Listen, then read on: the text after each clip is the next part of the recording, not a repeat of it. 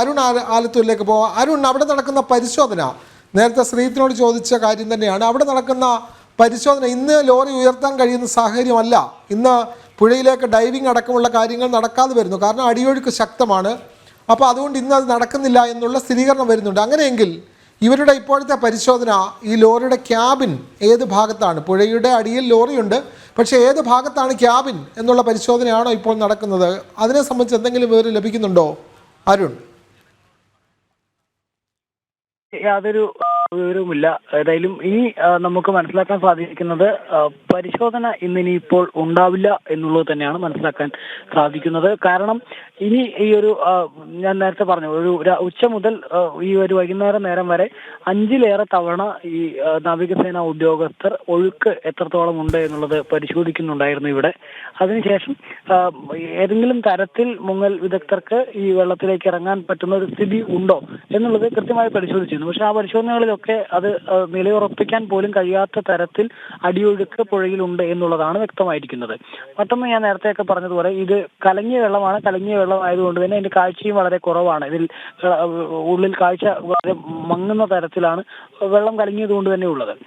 മൂന്നാമത്തെ കാര്യമായിട്ട് ഇതിൽ ഉള്ളത് ഇനി ഈ കാലാവസ്ഥയുടെ ഒരു കാര്യമാണ്. കാലാവസ്ഥ ഇപ്പോൾ വൈകുന്നേരത്തോട് അടുക്കുമ്പോൾ സ്വാഭാവികമായിട്ടും ഇരുട്ടാവുകയാണ്. ഇരുട്ടായി കഴിഞ്ഞാൽ ഈ പുറത്ത് തന്നെ വെളിച്ചം കിട്ടില്ല. ഇനി വെള്ളത്തിനകത്താണെങ്കിലും അതിന്റെ കാഴ്ചയും മറ്റുമൊക്കെ കിട്ടുന്നതിന് നല്ല ബുദ്ധിമുട്ടുന്ന ഒരു സ്ഥിതിയായിരിക്കും. ഇവിടെ കൂടുതൽ ലൈറ്റോ മറ്റു സംവിധാനങ്ങളൊക്കെ കൊണ്ടുവന്നുകൊണ്ട് അത്തരത്തിൽ രാത്രി ഉൾപ്പെടെ തെരച്ചിൽ നടത്തുന്നതിന് വേണ്ടിയുള്ള ക്രമീകരണങ്ങളൊന്നും ഇതുവരെ ഏതായാലും നടത്തിയിട്ടുമില്ല. അപ്പോൾ ഏതായാലും ഇനി ഈ ഒരു രക്ഷാദൗത്യം തുടരാനുള്ള സാധ്യത ഇല്ല. അല്ലെങ്കിൽ ഇനി ആ മുങ്ങൽ വിദഗ്ധർ ഉൾപ്പെടെ ഇന്ന് ഈ ലോറി വേണ്ടിയുള്ള നടപടികളിലേക്ക് കടക്കാനുള്ള സാധ്യത തീരെ ഇല്ല എന്നുള്ളത് തന്നെ വേണം പറയാൻ. അതേസമയം തന്നെ അടുത്താണ് ഇവർ ചെയ്യാൻ ഉദ്ദേശിക്കുന്നത് എന്നുള്ളത് കളക്ടർ മറ്റു മാധ്യമങ്ങളെ കാണുന്നതിലൂടെ അതിലൊരു ക്ലാരിറ്റിയിലേക്ക് എത്താൻ കഴിയും എന്നുള്ളതാണ്. അത് ഏതായാലും അടുത്ത ദിവസമായിരിക്കും ഇനി ആ ഒരു ഓപ്പറേഷനിലേക്ക് കടക്കുക എന്നുള്ളത് തന്നെയാണ് ഇന്നിപ്പോൾ ലഭിച്ച വിവരങ്ങൾ. അതായത് ഈ ഡ്രോൺ ഉൾപ്പെടെ ഉപയോഗിച്ച് നടത്തിയ ആ പരിശോധനയിൽ എന്തൊക്കെ നിർണായക വിവരങ്ങൾ ലഭിച്ചിട്ടുണ്ട്, ഈ ലോഹ സാന്നിധ്യം കണ്ടെത്തിയിട്ടുണ്ട് എന്നുള്ള സ്ഥിരീകരണം ഉണ്ടായിട്ടുണ്ട്.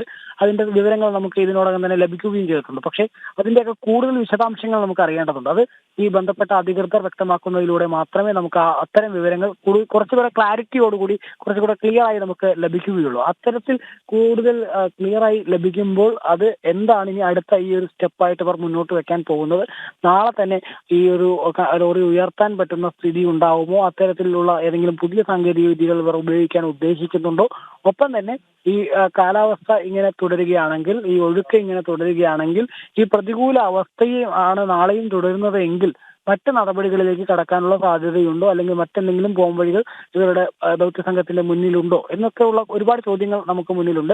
അത്തരം ചോദ്യങ്ങളിലൊക്കെ ഒരു ക്ലാരിറ്റി വരേണ്ടതുണ്ട്. അതിലൊക്കെ ഒരു കൃത്യമായ വിവരങ്ങൾ ലഭിക്കേണ്ടതുണ്ട്. അത് ബന്ധപ്പെട്ട അധികൃതർ ഇന്നിപ്പോൾ മാധ്യമങ്ങളെ കാണുന്ന ആ ഒരു വേളയിൽ മാത്രമേ നമുക്ക് അതിലേക്ക് കടക്കാൻ കഴിയുകയുള്ളൂ. നിലവിൽ ഏതായാലും ഈ ഗംഗാവലി കരയിൽ നമുക്ക് കാണാൻ സാധിക്കുന്നത് തിരച്ചിൽ മറ്റുമൊക്കെ പൂർണ്ണമായി നിർത്തിവെച്ചിരിക്കുന്നതാണ്. മണ്ണുമാന്തി യന്ത്രങ്ങളൊക്കെ ഉപയോഗിച്ച് മണ്ണ് മാറ്റുന്ന നടപടികളൊക്കെ മുമ്പ് കഴിഞ്ഞ ദിവസങ്ങളിലൊക്കെ മിക്ക സമയത്തും അത് തുടരുന്ന ഒരു സ്ഥിതി ഉണ്ടായിരുന്നു. ഇപ്പോൾ ഏതായാലും അത്തരത്തിൽ ചെറിയ മണ്ണുമാന്തി യന്ത്രങ്ങൾ പോലും പ്രവർത്തിക്കുന്ന സാഹചര്യം കരയിൽ കാണാനില്ല, അല്ലെങ്കിൽ ആ റോഡിൽ കാണാനില്ല. ഒപ്പം തന്നെ പുഴയിൽ ഈ ദൗത്യ സംഘം നാവികസേന ഒരു ഉച്ചയ്ക്ക് ശേഷം ഒരു 5ലേറെ തവണ പരിശോധന നടത്തിയിരുന്നു. ഇപ്പോൾ ആ പരിശോധനകളൊക്കെ നിർത്തിവെച്ചിരിക്കുകയാണ്. ആ ഒരു അടുത്ത സ്റ്റെപ്പായിട്ട് എന്താണ് നടത്തേണ്ടത്, അല്ലെങ്കിൽ എന്തായിരിക്കും ഇനിയിപ്പോൾ ഈ മുങ്ങൽ വിദഗ്ധർക്കൊക്കെ ഇറങ്ങാൻ കഴിയുന്ന തരത്തിൽ ഈ പ്രതികൂല കാലാവസ്ഥയും ഒഴുക്കും ഒക്കെ ഇങ്ങനെ തുടരുന്ന വേളയാണെങ്കിൽ അതിനെ മറികടക്കാൻ എന്താണ് ചെയ്യേണ്ടത് എന്നുള്ളത് തന്നെയാണ്. അത് ഏതായാലും പുതിയ ഈ ഉദ്യോഗസ്ഥരെ സംബന്ധിച്ചിടത്തോളം ഇപ്പോൾ അതിനെ സംബന്ധിച്ചുള്ള വിശകലനങ്ങളും യോഗങ്ങളും ഒക്കെ പുരോഗമിക്കുന്നുണ്ട് എന്നുള്ളതാണ് മനസ്സിലാക്കുന്നത്. ആ ഒരു യോഗങ്ങൾക്കൊക്കെ ശേഷം അതിന്റെ ഒരു പുതിയൊരു അപ്ഡേറ്റ് ലഭിക്കുമെന്നാണ്. അതെ, തീർച്ചയായും ഈ 5 മണിയോടുകൂടി ജില്ലാ കളക്ടറും അതേപോലെ തന്നെ കാർവാർ MLAയും അവിടുത്തെ SP ഒക്കെ മാധ്യമങ്ങളെ കണ്ട് വിശദാംശം നൽകുന്നുണ്ട്. അപ്പോഴാണ് ഈ എന്താണ് അടുത്ത ഘട്ടം, ഈ ഇത്തരം വളരെ വെല്ലുവിളികൾ നേരിട്ടുകൊണ്ടിരിക്കുന്ന അവിടുത്തെ ഈ പ്രവർത്തനങ്ങൾ, പ്രത്യേകിച്ചും ഈ രക്ഷാപ്രവർത്തനങ്ങൾ വളരെ വെല്ലുവിളികൾ നേരിട്ടതാണ്. പുഴയിൽ ശക്തമായ അടിയൊഴുക്കുണ്ട്. അവിടെ തെരച്ചിൽ പ്രവർത്തനങ്ങൾ അതുമായി മുന്നോട്ട് പോകാൻ കഴിയുന്നില്ല. ആ ഒരു സാഹചര്യമാണ് നിലവിലുള്ളത്. അപ്പോൾ അതുകൊണ്ട് അവിടെ ഇത്തരത്തിലുള്ള ഇന്നത്തെ പരിശോധന തന്നെ അവസാനിപ്പിച്ചിരിക്കുകയാണ്. അതുകൊണ്ട് പുഴ കേന്ദ്രീകരിച്ച് ഇനി ഏത് തരത്തിലാണ്, നാളെ ആണെങ്കിൽ കൂടി ഏത് തരത്തിലാണ് പരിശോധന തുടങ്ങിയ കാര്യങ്ങളെല്ലാം ജില്ലാ കളക്ടർ അടക്കമുള്ള ബന്ധപ്പെട്ട അധികാരികൾ 5 മണിക്ക് മാധ്യമങ്ങളെ കാണുമ്പോൾ അക്കാര്യത്തിലൊരു സ്ഥിരീകരണം ലഭിക്കും.